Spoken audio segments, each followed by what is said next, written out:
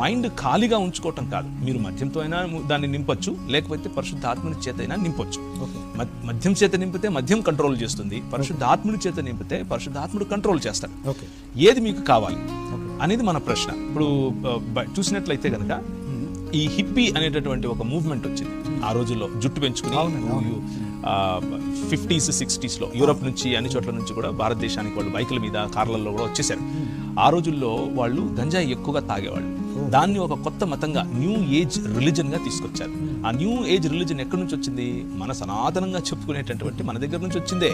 ఇప్పటికీ కూడా కేదార్నాథ్, రిషికేష్ కానివ్వండి, లేకపోతే మనాలి కానివ్వండి, ఇలాంటి కొండ ప్రాంతాలన్నింటిలో కూడా, బద్రీనాథ్ కానివ్వండి, వీటన్నిటిలో కొండ ప్రాంతాల్లో కూడా జుట్టు పూర్తిగా పెంచేసుకుని ఫోటోగ్రాఫ్స్ ఉన్నాయి. వందలు ఉంటాయి. ఆ మత్తులో వాళ్ళు మనిషిని తింటున్నారా, అన్నం తింటున్నారా, లేకపోతే ఇంకేం తింటున్నారు అన్నది తెలియకుండా తింటారు. మనిషి దేవుని స్వరూపంలోను దేవుని పోలికలోనూ ఉన్నాడు. మనిషి తన నియంత్రణలో కాకుండా సృష్టి నియంత్రణకు వెళితే, ఇది సృష్టిలో ఒక భాగం, ఆహారం కానివ్వండి, పానీయం కానివ్వండి, దాని నియంత్రణలోనికి వెళ్తే నువ్వు దాన్ని దేవుని యొక్క స్థానంలో పెట్టిన వాడు అవుతావు. కానీ క్రైస్తవం అలా చెప్పదు. క్రైస్తవం you be filled with holy spirit అని చెప్తుంది. పరిశుద్ధాత్మని చేత నింపబడి ఉండు అని చెప్తుంది. సో పరిశుద్ధాత్మని చేత నింపబడి ఉంటే నువ్వు మనిషివి అవుతావు, దేవుడివి కావు. మిగిలిన వాటితో నింపబడితే దేవుడి అవుతాను అనుకుని అటు మనిషి కాకుండా అటు దేవుడు కాకుండా పశుప్రాయుడు అవుతావు.